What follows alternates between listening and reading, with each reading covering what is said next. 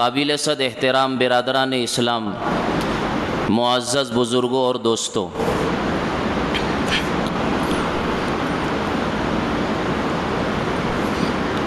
رمضان المبارک کا یہ مہینہ اللہ رب العزت کی طرف سے اس کے خزانے کا خاص عطیہ اور انعام ہے اس امت کے لیے۔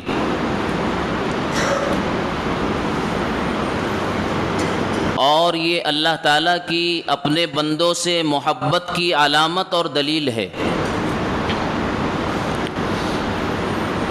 کہ اس نے یہ مہینہ اپنے محبوب نبی کے صدقے میں عطا فرما کر ہم گنہگار بندوں کو اپنے سے تعلق کی چاشنی عطا کرنے کا فیصلہ فرمایا ہے۔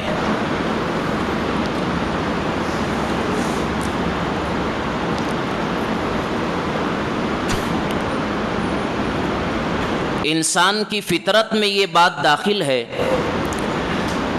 کہ اس کی طبیعت نقد و نفع کی طرف زیادہ چلتی ہے، اور جو چیز ادھار ہوتی ہے بعد میں ملنے والی ہوتی ہے، آدمی کی طبیعت ادھر نہیں چلتی، یہ اس کا نیچر ہے اور یہ اس کی فطرت ہے۔ دنیا چونکہ ہمارے سامنے نقد ہے، اور اللہ تعالیٰ نے اس دنیا کو بہت حسین اور خوبصورت بنایا ہے، بہت خوبصورت اللہ تعالیٰ نے اس دنیا کو بنایا ہے، اور یہ بھی انسان کی فطرت کو مد نظر رکھتے ہوئے اللہ تعالیٰ نے اس کائنات کو خوبصورت بنایا ہے، اس لیے کہ انسان کی طبیعت اور اس کی فطرت خوبصورتی کی طرف زیادہ چلتی ہے۔ اِنَّا جَعَلْنَا مَا عَلَى الْأَرْضِ زِينَةً لَهَا لِنَبْلُوَهُمْ أَيُّكُمْ أَحْسَنُ عَمَلًا، اس کائنات کو ہم نے بہت حسین سجایا ہے۔ اور دوسری جگہ اللہ تعالیٰ کہتے ہیں خَلَقَ الْمَوْتَ وَالْحَيَاةَ لِيَبْلُوَكُمْ أَيُّكُمْ أَحْسَنُ عَمَلًا، اس کائنات میں زندگی اور موت کا یہ نظام ہم نے اس لیے قائم کیا ہے تاکہ تم میں ہمیں یہ دیکھنا ہے کہ کون اچھا اور خوبصورت عمل کر کے آتا ہے۔ تو انسان کی طبیعت نقد و نفع کی طرف اور خوبصورت چیزوں کی طرف زیادہ چلتی ہے، یہیں سے انسان کو دھوکہ ہو گیا۔ اور ساتھ میں انسان کے ساتھ دو طاقتیں، باطل طاقتیں لگی ہوئی ہے جو انسان کو دھوکے کی راہ کی طرف برابر کھینچتی ہیں اور لے کر کے جاتی ہے۔ ایک شیطان والی طاقت ہے اور ایک اس کے نفس کی طاقت ہے، یہ دونوں اس کو لے کر کے جاتے ہیں گمراہی کی طرف اور بے مقصدیت کی طرف، اور اس کو ضلالت کی طرف لے جاتے ہیں۔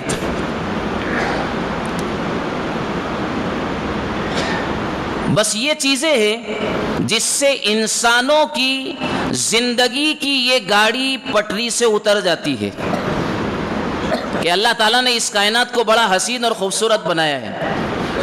حدیث پاک میں اللہ کے نبی صلی اللہ علیہ وسلم نے ارشاد فرمایا ان الدنیا حلوۃ خضیرۃ وَإِنَّ اللَّهَ مُسْتَخْلِفَكُمْ فِيهَا فَنَاظِرٌ بِمَا تَعْمَلُونَ، اللہ تعالیٰ نے اس کائنات کو بہت سرسبز و شاداب اور میٹھی بنایا ہے، حسین اور خوشحال بنایا ہے، ہری بھری بنایا ہے۔ اب اللہ تعالیٰ یہ دیکھنا چاہتے ہیں کہ تم میں کون عمل کر کے میرے پاس آتا ہے۔ فَنَاظِرٌ بِمَا تَعْمَلُونَ، تم کیا عمل کرتے ہو اور کیسے عمل کرتے ہو، اللہ تعالیٰ یہ دیکھنا چاہتے ہیں۔ اس حدیث پاک کی تشریح اور اس کا مطلب بیان کرتے ہوئے ہمارے ملکوں کے بہت بڑے عالم دین، بزرگ عالم دین حضرت مولانا ابراہیم صاحب دیولا دامت برکاتہم العالیہ کہتے ہیں کہ اللہ تعالیٰ نے اس دنیا کو میٹھی اور سرسبز و شاداب بنایا ہے۔ فرماتے کہ اس کی مثال ایسی ہے کہ جس طرح سے آسمانوں سے بارش کے موسم میں پہلی بارش آتی ہے، پہلی، اور اس پہلی بارش کے نتیجے میں جو سبزہ اگتا ہے اور گھاس آتی ہے وہ بہت میٹھی ہوتی ہے اور بہت ملائم ہوتی ہے. جب جانور اس کو چرتا ہے تو اس کو چرتا ہی چلا جاتا ہے, اس کی طرف اس کی طبیعت بہت زیادہ راغب ہوتی ہے, وہ اس کے چرنے میں انتہائی درجے میں مگن اور مست ہو جاتا ہے. اگر مالک اس کو پیچھے سے ڈنڈے بھی لگائے, ہاکے بھی اور ہکالے بھی, تو وہ اس میٹھی اور نرم گھاس کو چھوڑنے کے لیے تیار نہیں ہوتا ہے. بالکل اسی طرح سے اس کائنات اور اس دنیا کی تمام تر چیزوں کو اللہ تعالیٰ نے میٹھی بنایا ہے, اور انسان اس کی مٹھاس, اس کی جاذبیت اور اس کی کشش اور اس کی طرف رغبت کرتے ہوئے ایسا مست و مگن ہے دنیا کو چرنے کے اندر کہ گناہوں کے ڈنڈے, معصیتوں کے ڈنڈے, سزاؤں کے طوفان اس کو دنیا سے ہٹانے کے لیے, ٹس سے مس کرنے کے لیے تیار نہیں ہے. آدمی کی طبیعت ادھر چل نہیں رہی. اسی لیے کسی کہنے والے نے کہا ہے کہ جانتا ہوں ثواب طاعت و زہد, پر طبیعت ادھر نہیں چلتی.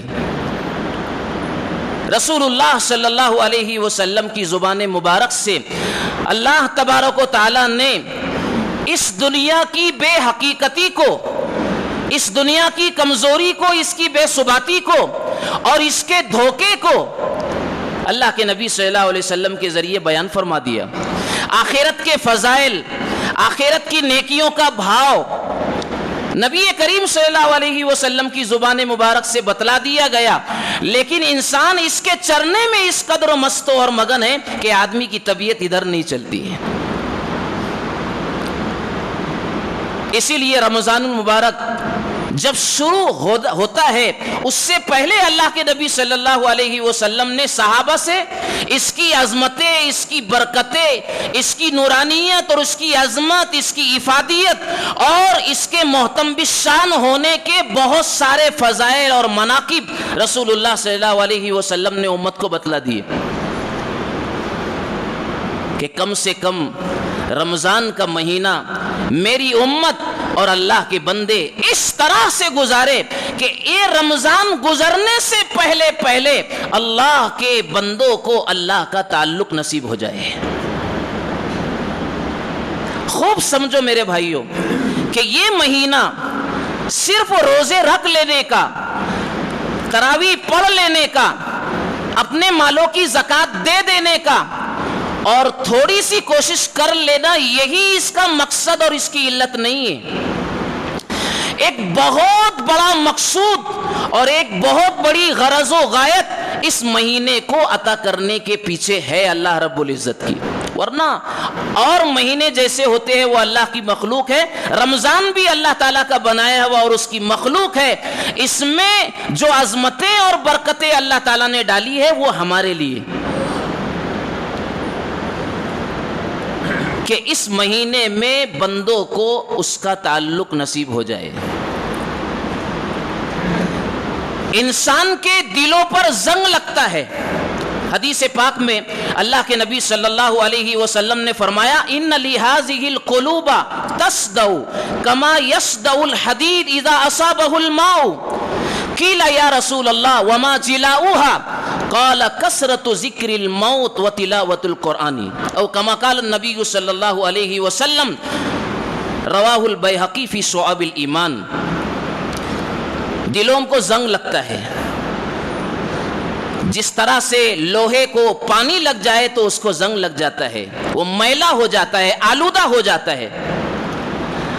اب اس لوہے سے اگر کوئی چیز بنانی ہے اور اسے کام لینا ہے, اس سے کام لینا ہے, اس کو ڈھالنا ہے, تو لوہار اس زنگ آلود لوہے کو پہلے بھٹی میں تپاتا ہے, خوب گرماتا ہے, اور جب گرماہٹ اور حرارت کی وجہ سے اس لوہے کا زنگ جب ابھر کر کے اوپر آ جاتا ہے اور نرم ہو جاتا ہے تو اس کو کوٹا جاتا ہے اور اس کو پیٹا جاتا ہے, اور اس کے بعد اس کو ڈھال کر اس سے کوئی چیز تیار کی جاتی ہے جو ہمارے اور تمہارے اور انسانوں کے کام آتی ہے.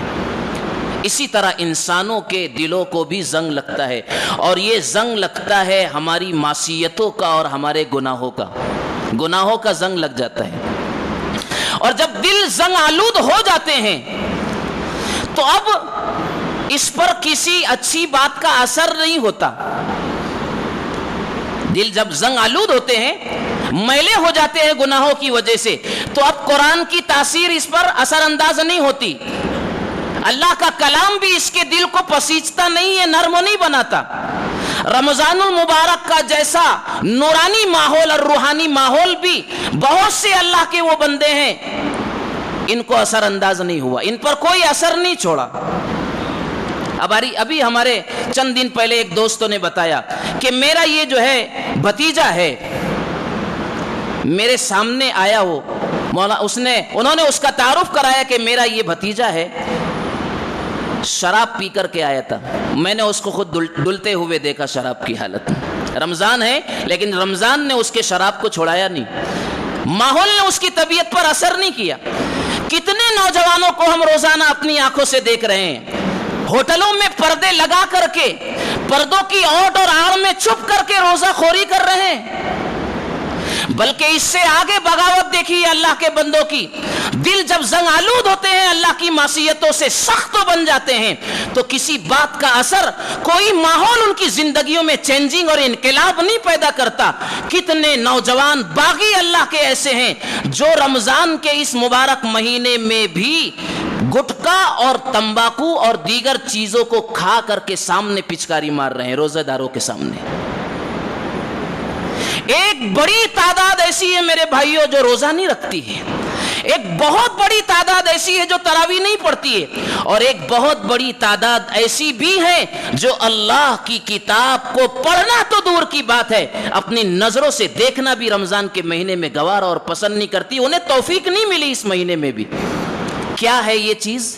یہ وہی چیز ہے جو حدیث میں بیان کی گئی ہے کہ دلوں پر گناہوں کا زنگ لگ جاتا ہے، اب اس میں کوئی خیر جائے گا نہیں، دل سخت ہو گئے.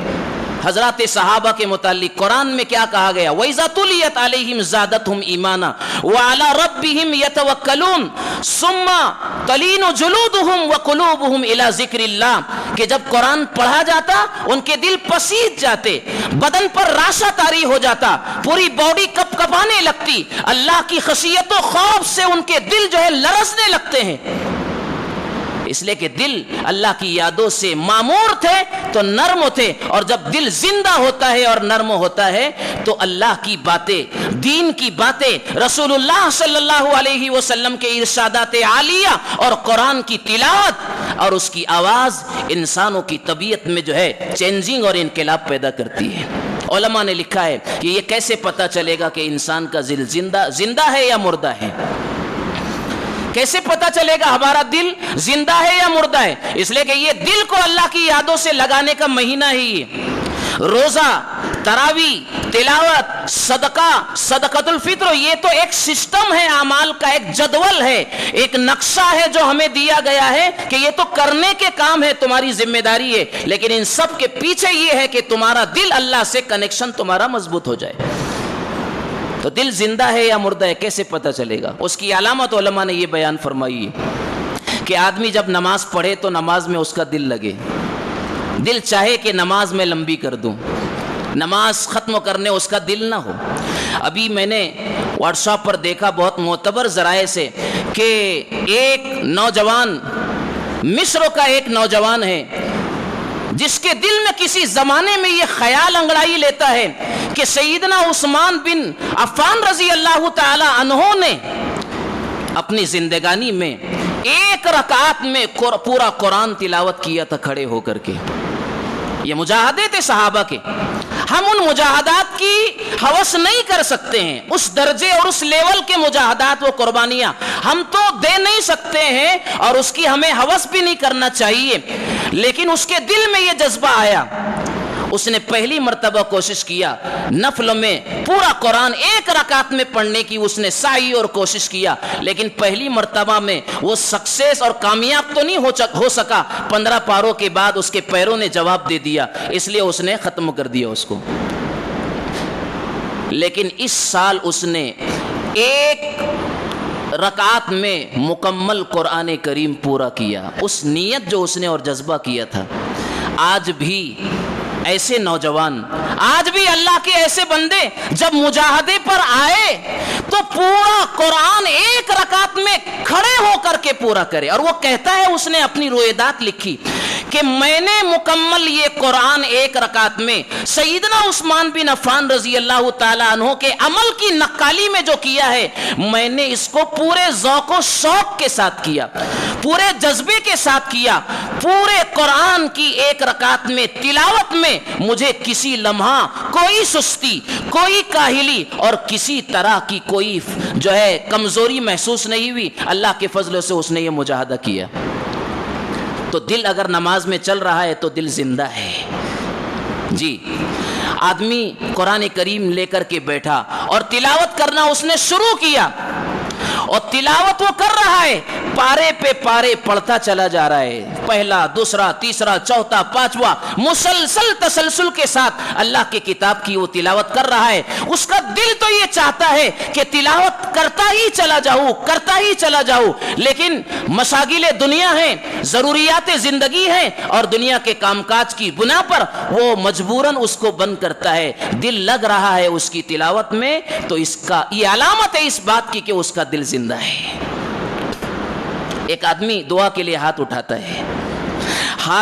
ہے تو دعا کرتا ہے، اور ہاتھ رکھنے کو اس کا دل نہیں چاہتا. وہ چاہتا ہے کہ میں گھنٹوں تک اللہ کے سامنے، اپنے مولا کے سامنے راز و نیاز کی باتیں کرتا رہوں، میں اپنے دل کے احساسات کو اور جذبات کو اپنے مولا کے سامنے پیش کرتا رہوں، اس سے اپنے گناہوں کی معافی کی بھیک مانگتا رہوں، اور دنیا اور آخرت کی ساری بھلائیاں اپنے رب اور مولا کے سامنے مانگتا رہوں. وہ مانگتا چلا جاتا ہے، اگرچہ کہ اس کی آنکھوں سے آنسو تو نہیں بہتے، لیکن اس کا دل اللہ کی محبت میں غمزدہ ہوتا ہے. آنسو کا بہنا یہ توبہ کی قبولیت کی علامت نہیں ہے. اللہ تعالیٰ نے الگ الگ انسان پیدا کیے، الگ الگ دل والے بنائے ہیں. کسی کا دل کسی بات کے لیے جلد جو ہے رقیق ہو جاتا ہے اور وہ نرم ہو جاتا ہے، اور اس کے اثرات اور اس کی ظاہری علامت اس کی آنکھوں سے آنسو چھلکتے ہیں. اور کسی کا دل، اس کی آنکھیں تو کسی کی چھلکتی نہیں ہے، لیکن دل اللہ کی یاد میں غم زدہ ہوتا ہے، اور اپنی گناہ بھری زندگی پر ندامت کے آنسو اس کا دل بہاتا ہے. تو اگر دعا میں دل لگ رہا ہے تو یہ دل کے زندہ اور بیدار ہونے کی علامت ہے. اور اگر اس کے خلاف اگر باتیں ہیں تو سمجھو کہ دل مردہ ہے. اسی لیے کسی کہنے والے نے کہا ہے کہ دل بیدار پیدا کر کہ دل خوابیدہ ہے جب تک سویا ہوا ہے، نہ تیری ضرب ہے کاری نہ میری ضرب ہے کاری. دل زندہ ہے. میڈیکل لائن سے بھی جب تک ہماری دھڑکنیں اور ہارٹ کی یہ جو ہے کا سلسلہ چل رہا ہے، دل جاری ہے، رواں دوا ہے، زندگی سلامت و باقی ہے. ایسے ہی روحانی اعتبار سے اللہ کی یادوں سے اگر دل معمور اور زندہ اگر ہے تو گویا انسان زندہ ہے. اور اگر اللہ کی یاد نہیں ہے، دل میں تعلق نصیب نہیں ہے اللہ تعالیٰ کا، اور عبادات میں، طاعات میں، اس کی لذتوں میں اس کا دل نہیں لگتا ہے، تو اس کا مطلب ہے کہ دل مردہ ہے. اللہ تعالیٰ نے یہ مہینہ ہمارے دلوں کے زنگوں کو، اس کی آلودگیوں کو اور گندگیوں اور آلائشوں کو پاک و صاف کرنے کے لیے اللہ تعالیٰ نے یہ مہینہ عطا فرمایا ہے. صرف روزے اور نماز و زکوٰۃ کے لیے نہیں ہے.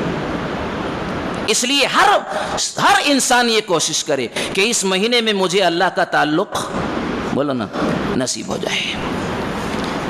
اس لیے میں نے آیت پڑھی، والذین جاہدوا فینا لنہدینہم سبلنا. جو محنت کرے گا، امیر و غریب کی تقسیم نہیں، عالم و جاہل کا کوئی فرق نہیں ہے، چھوٹے اور بڑے انسان کی کوئی تقسیم نہیں ہے. جو محنت کرے گا، ایک شراب کا پینے والا انسان، ایک روزانہ جگار کھیلنے والا انسان، ایک وہ انسان جو کبھی اللہ کے گھر کی طرف نہیں آتا تھا، اللہ نے اس کے لیے بھی اعلان کیا ہے والذین جاہدوا فینا. جو محنت کرے گا ہمیں پانے کے لیے، جو محنت کرے گا ہمارے تعلق کے لیے، جو محنت کرے گا اللہ کے دین کے لیے اور دین کو سمجھنے کے لیے، لنہدینہم سبلنا، ہم اسے اپنی راہیں بتائیں گے، انگلی پکڑ کر کے اسے اپنا تعلق عطا کریں گے، اس کو منزل کا پتہ بتا دیں گے. اللہ تعالیٰ کا وعدہ ہے. یہ ہمارے مجاہدے کی ضرورت ہے. کچھ چیزیں اس مہینے میں اللہ تعالیٰ نے بدنی عبادات کے تعلق سے ہمارے ساتھ رکھی ہے۔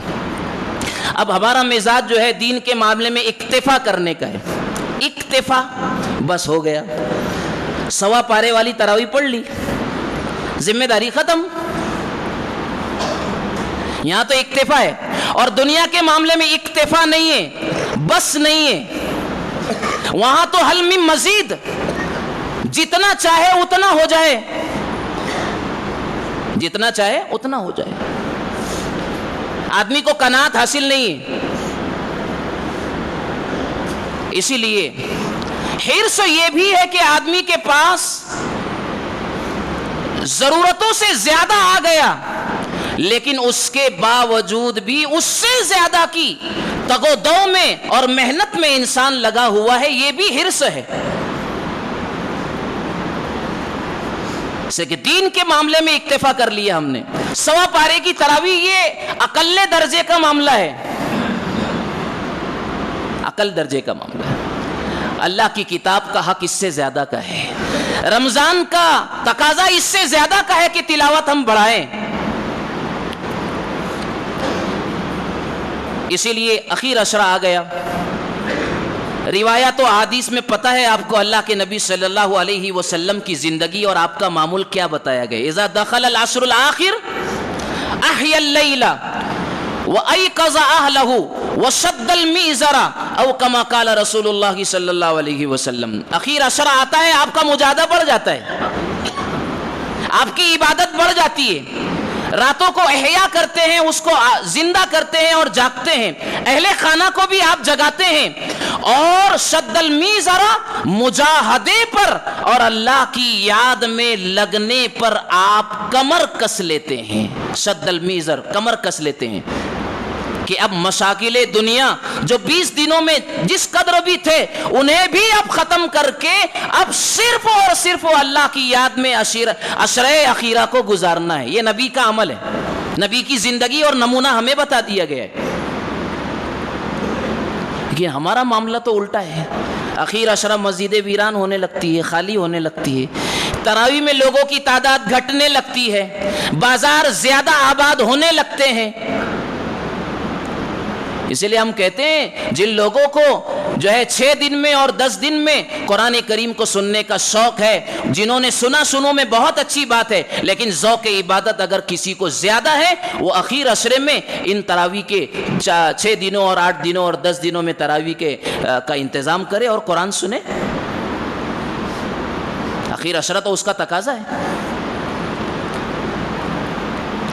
تو بدنی عبادتیں رکھی، اسی کے ساتھ ساتھ اللہ تعالیٰ نے ہمارے لیے مال کی عبادت، مالی عبادتیں بھی رکھی ہے اس مہینے میں۔ ایک بات آپ کلیئر سمجھ لیجئے کہ یہ مہینہ زکوٰۃ دینے کے لیے مختص نہیں ہے۔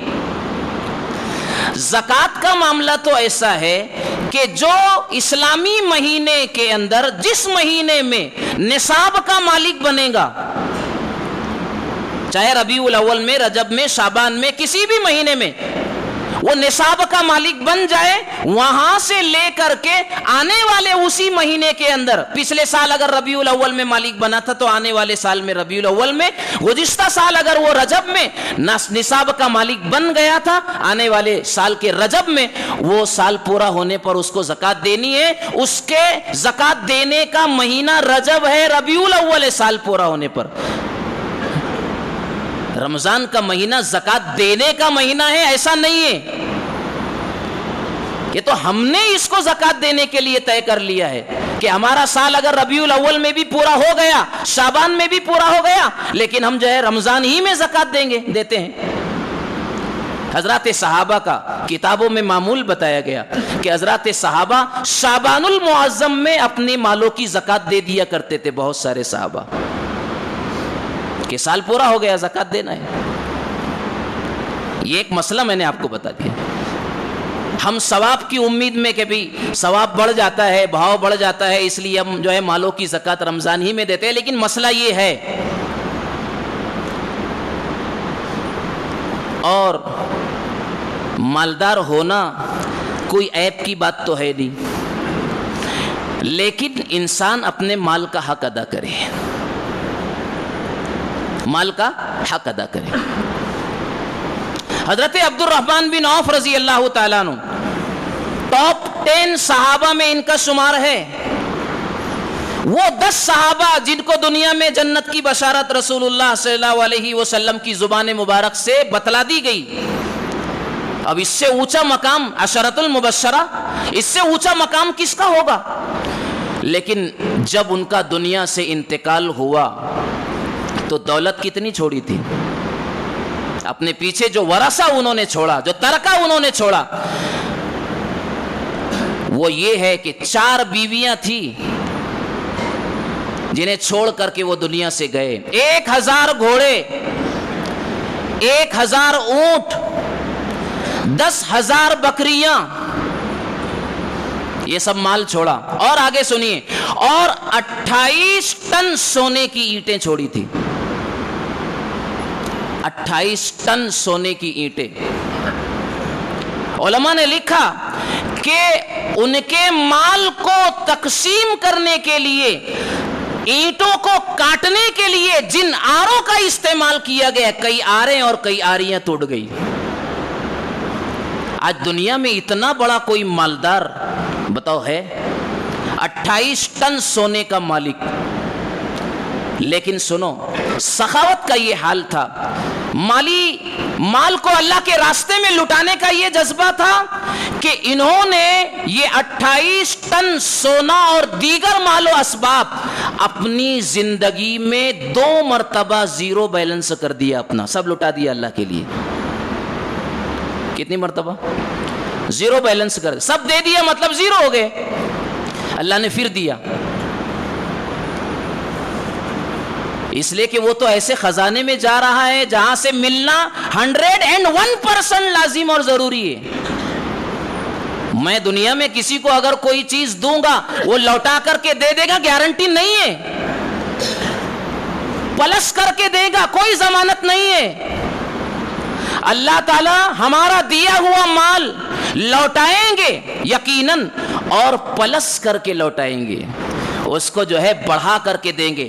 اسی لیے قرآن میں کہا گیا، من ذا الذی یقرض اللہ قرضا حسنا فیضاعف له اضعافا کثیرا. کون ہے اللہ کو قرض دینے والا؟ کون ہے غنی کو قرض دینے والا؟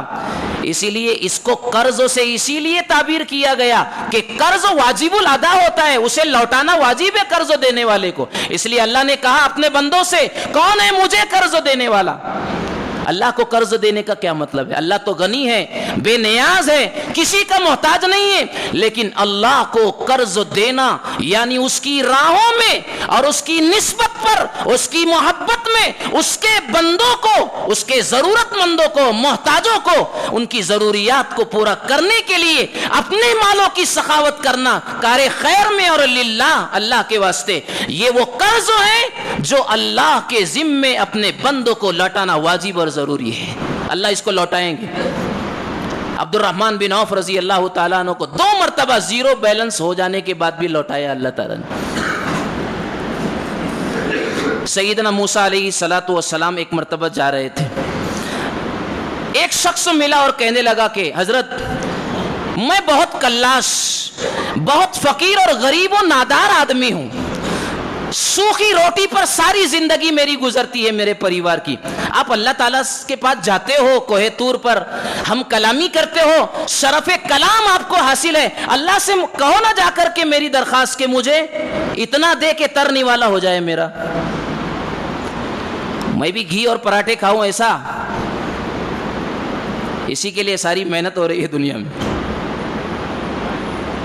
ٹھیک ہے، موسیٰ علیہ الصلوۃ والسلام جب گئے، اللہ سے کہا کہ آپ کے بندے کی ایک درخواست لے کر کے آیا ہوں کہ وہ بیچارہ بہت قسم پرسی میں زندگی گزارتا ہے، سوکھی کھاتا ہے، آپ اس کو زیادہ دے دو تاکہ وہ بھی جو ہے خوشحال زندگی گزارے، اچھی اچھی نعمتیں کھائے. اللہ تعالیٰ نے جواب میں حضرت موسیٰ علیہ الصلوۃ والسلام سے کہا کہ موسیٰ جا کر کے کہہ دو کہ اس کا نصیب اور نصیبہ اتنا ہی ہے، ابھی تو اس طرح نہیں ملے گا، سوکھی کھانا پڑے گی. جواب لے کر کے آگے عرض کر دیا، اس آدمی سے بتا دیا کہ اللہ تعالیٰ ایسا کہتے ہیں، اس نے پھر ایک درخواست کی, چلو یہ تو درخواست لے کے چل جاؤ, آخری, اس کے بعد کچھ نہیں بولوں گا. وہ یہ درخواست کہ ٹھیک ہے میرے مقدر کا سارا ایک ساتھ دے دو, میں جب تک زندہ رہنے والا ہوں اللہ کو پتا ہے, تو میری زندگانی کا, میرا نصیبہ, میرے مقدر کا سارا رزق اور روزی اللہ ایک ساتھ مجھے دے دے, تاکہ کچھ دن اور کچھ مہینے, کچھ وقت تو میں ترنے والا کھا لوں, اس کے بعد دیکھیں گے جو ہوگا. ایک ساتھ مانگ لیا. یہ درخواست لے کر کے گئے کہ اللہ تعالیٰ تیرا بندہ وہ تو عجیب درخواست کر رہا ہے آپ سے, اور وہ یہ ہے کہ اس کی زندگی کا ساری روزی آپ ایک ساتھ اس کو دے دو. اللہ تعالیٰ نے کہا کہ یہ منظور ہے, چلو دے دیتے ہیں. آگے دے دیا اللہ تعالیٰ نے اس کو, جتنا زندگی بھر کا تھا وہ سب ایک ساتھ مل گیا. اب تو مزے اور بلے بلے ہیں بہت. اب میاں اور بیوی کھا رہے ہیں, تر و تازہ نعمتیں کھا رہے ہیں, اچھی اچھی چیزیں کھا رہے ہیں. رمضان میں ہم کھا رہے کہ نہیں کھا رہے؟ یزاد فیہ رزق المومن. کھلی آنکھوں سے اللہ کے بندے اس مہینے کی برکتوں کو اور اس کی نورانیت کو اور مادی اور روحانی دونوں برکتیں اللہ کے بندے اس مہینے میں دیکھ رہے ہیں. جس غریب کے دسترخوان پر 2 وقتوں کا کھانا کمپلیٹلی طور پر مکمل طریقے سے عام دنوں میں نہیں ہوتا ہے, رسول اللہ صلی اللہ علیہ وسلم کی زبان مبارک کی صداقت دیکھیے کہ اللہ کے کمزور سے کمزور ترین بندے جو مالی اعتبار سے کلاش ہیں, ان کے دسترخوانوں پر 2 سے 4 اور 4 سے 6 چیزیں دسترخوانوں پر موجود ہیں.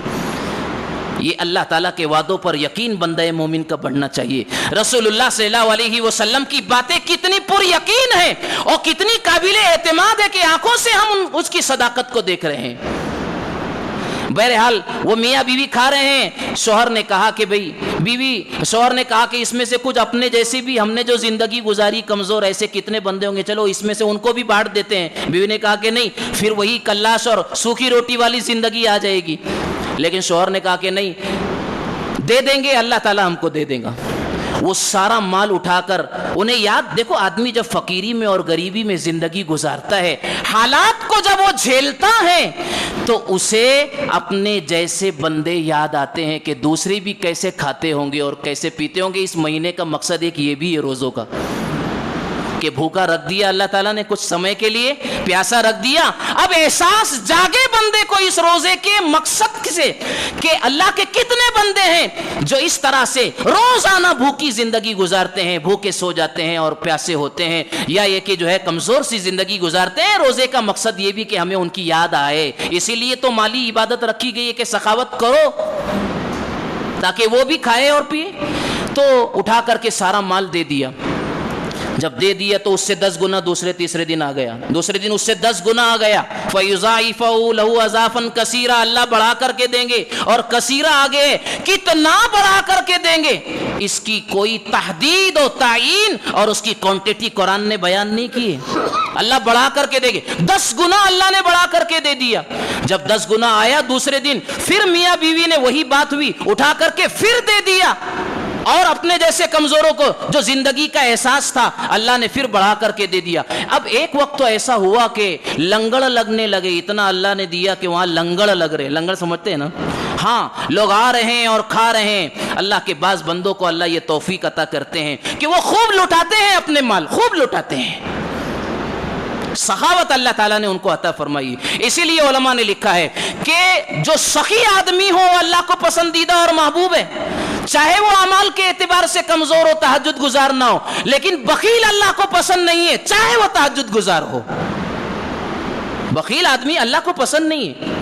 مال لٹا دیا, لنگڑ لگ رہے ہیں. ایک مرتبہ موسیٰ علیہ السلام کا کچھ دنوں کے بعد وہاں سے گزر ہوا تو کہا کہ یہ لنگڑ کس کا لگ رہا ہے, کون آدمی ہے؟ بتایا گیا حضرت موسیٰ علیہ السلام کو کہ یہ تو وہی بندہ ہے جو آپ کے پاس یہ درخواست لے کر کے آیا تھا کہ ساری زندگی کی روزی مجھے ایک ساتھ دے دی جائے, اور اللہ نے اس کو دے دیا. کیونکہ کیا ہوا, کہا کہ اس نے لٹانا شروع کیا اللہ کے راستے میں, اللہ کے بندوں کے لیے لٹانا شروع کیا. اللہ نے اس کو اتنا دیا کہ یہ آج علاقے کا سب سے بڑا سخی آدمی ہے. موسیٰ علیہ السلام جب کوہ طور پر پہنچے اور شرف کلامیت اللہ کے ساتھ حاصل ہوا, بات کی اللہ سے, کہا کہ یا اللہ آپ نے تو ایسا وہ بندہ تو اس طرح کہ یہ کیسا ہوا. اللہ تعالیٰ نے کہا موسیٰ کیا کروں, وہ روزانہ مجھے قرض دیتا ہے, لوٹانا تو میری ذمہ داری ہے. ہاں, وہ روزانہ مجھے قرض دیتا ہے اور قرض دے دے کر کے وہ بندہ اللہ کے بندوں کے لیے خرچ کرتا ہے اور قرض دے کر کے مجھے مقروض بنا دیتا ہے اور میں مقروض ہو جاتا ہوں اس بندے کا، اس لیے لوٹانا تو میری ذمہ داری ہے، اور میں چونکہ کریموں کا کریم ہوں، سخیوں کا سخی ہوں، داتاؤں کا داتا ہوں، اس لیے میری شان کریمی اور میرا غنا اور میری بادشاہی، میرا مقام و مرتبہ، میرا جاہ و جلال یہ کبھی گوارا نہیں کرتا کہ بندے نے جتنا دیا اتنا لوٹاؤ۔ یہ تو بندوں کا حال ہے کہ جتنا دیا جاتا ہے اتنا لوٹاتے ہیں، بلکہ اس میں بھی کمی کر دیتے ہیں اور ڈنڈی مار دیتے ہیں۔ یہ تو میں کریم ہوں اس لیے میں نے اس کو یہ دے دیا، میری ذمہ داری تھی۔ میرے بھائیوں، یہ مال بھی اللہ تعالیٰ کی نعمت ہے اور یہ اس کی راہوں میں لٹانے کے لیے ہے، خرچ کرنے کے لیے ہے۔ اس لیے اللہ کے بندوں کا خیال کرنا زکوٰۃ کے ذریعے سے، صدقات کے ذریعے سے اور دیگر صدقات نافلہ کے ذریعے سے جو ہمارے لیے ہے، جو بتایا گیا ہے، اس میں خرچ کرنا یہ ہماری ذمہ داری ہے۔ لیکن مسئلہ یہ ہے کہ ہمارے یہاں تقسیم زکوٰۃ کا جو سسٹم ہے وہ کمزور ہے۔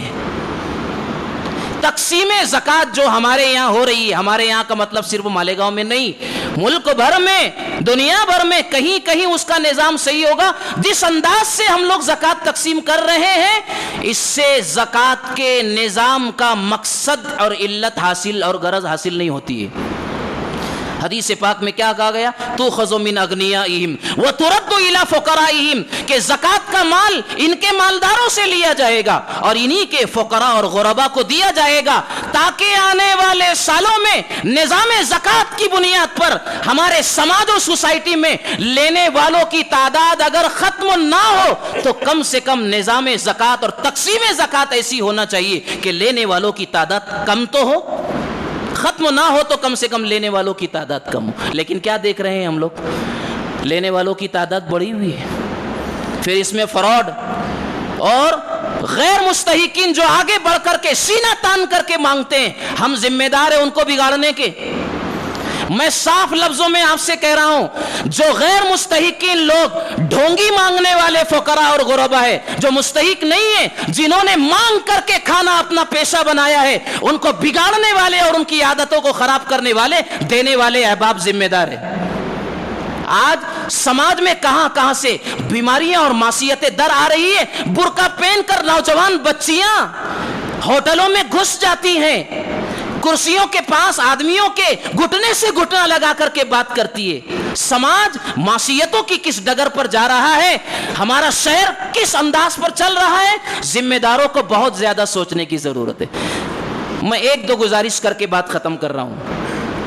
ایک گزارش تو یہ ہے شہر کے ذمہ داران سے، چاہے وہ علماء ہو، چاہے وہ سماجی اور سوشل ورکر ہو، چاہے اپنے اپنے سماج و علاقے کے ذمہ داران ہو، ویسے ہر امتی ذمہ دار ہے۔ کلکم مسئول عن رعیتی کلکم راعٍ، ہر ایک ذمہ دار۔ وہ یہ ہیں کہ ہم آنے والے وقتوں میں رمضان کے بعد صحیح ہم کم سے کم یہ مہم چلائے کہ ہمارے شہر میں جو راتوں کو جاگنے کا ماحول ہے یہ انتہائی خراب، انتہائی معصیتوں کی طرف پورے شہر کو ڈھکیلنے والا سسٹم ہے۔ جو لوگ مجبور ہے کاروباری اعتبار سے، جنہیں لوم چلانا ہے، کاروبار کرنا ہے، وہ الگ بات ہے، لیکن ایک بڑی تعداد ہمارے نوجوانوں کی، اور صرف نوجوان نہیں ہے اس میں دیکھ رہا ہوں اپنی آنکھوں سے، روزانہ دیکھتا ہوں، ایک آدمی مغرب کے بعد موبائل لے کر گیم کھیلتے ہوئے موبائل میں بیٹھتا ہے، رات کے 2 بج رہے ہیں، اس کو جگہ سے ٹس سے مس ہونے کے لیے تیار نہیں ہے، اور چہرے پر اس کی سفیدی آ چکی ہے۔ قبر کا خیال نہیں آتا، مرنے کا خیال نہیں آتا، اللہ کے سامنے حساب و کتاب دینے کا خیال نہیں آتا، اپنی زندگی کے اوقات کو پانی کی طرح بے دریغ بہانا یہ آسان ہو گیا ہے، اس لیے کہ دل میں اللہ کے تعلق کی لذت اور چاشنی نہیں ہے، آخرت کی فکر ختم ہو گئی ہے ہماری۔ اس لیے نوجوانوں کو کونسلنگ کی جائے۔ کیا کونسلنگ اور ذہنی تربیت کی جائے؟ کہ بھائی یہ جاگنا فضول اور بیکار زندگی کو ضائع کرنا ہے، مقصد کے ساتھ جاگا جائے، ضرورت سے اگر جاگا جائے تو ایک الگ بات ہے، لیکن رات کو سو جانا یہ تقاضائے فطرت ہے اور انسان کو بہت ساری معصیتوں سے روکنے کا سبب اور ذریعہ ہے، اور سب سے بڑی چیز صبح اللہ کے سامنے کھڑے ہونے کے لیے آسانی کا ذریعہ ہے۔ رات جب آدمی سو جائے گا صبح کی نماز آسان ہو جائے گی اس کے لیے۔ لیکن دیکھو اب رمضان کے بعد فجر میں نمازوں کا حال دیکھو، 1.5 سب بھریں گی اور امام صاحب مائک لے کے نماز پڑھائیں گے۔ 1.5 صف لگیں گی اور 2 صف لگیں گی اور امام صاحب مائک لے کے نماز پڑھائیں گے. ہر جگہ زیادتی ہو رہی ہے. آوازوں کا مسئلہ, لائٹنگ کا مسئلہ, زیادہ کمکمے مسجدوں کے اندر خوب روشن کرنا, اس کو غیر ضروری لائٹوں کا انتظام, بہت ساری منمانیاں چل رہی ہے. پہلی چیز یہ کہ نوجوانوں کو یہ سمجھایا جائے محبت سے کہ بھی رات سونے کا نظام بناؤ, بلا وجہ جاگنا نہیں. نمبر 2, دوسری بات یہ کہ ہمارے شہر میں شام کا کھانا ہوٹلوں میں کمپلسری برابر ہے کہ نہیں؟ آپ تائید کریں گے اس کی؟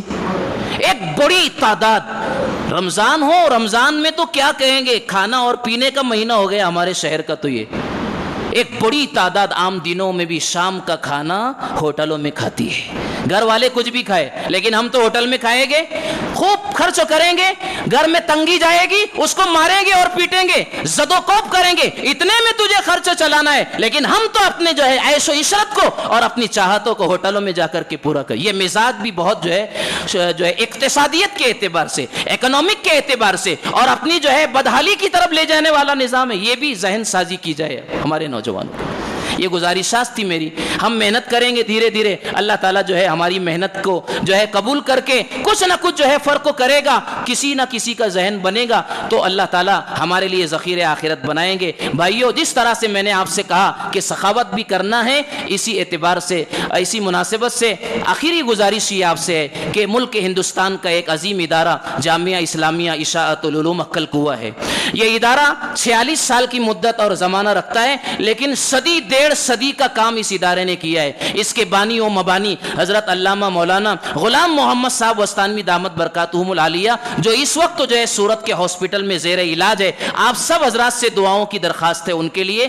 انہوں نے ایسا کام کیا ہے کہ دنیا حیرت کرتی ہے. قرآن کی نسبت پر ایسا کام ہے. جامعہ کے کیمپس میں اس وقت جو ہے 14,000 دینی اور عصری علوم پڑھنے والے طلباء زیر تعلیم ہیں. 14,000 کیمپس میں بچے قیام و تام کے ساتھ رہتے ہیں. جامعہ کا خرچہ 150 کروڑ سے زیادہ سالانہ بجٹ ہے اس کا, 150 کروڑ سے زیادہ.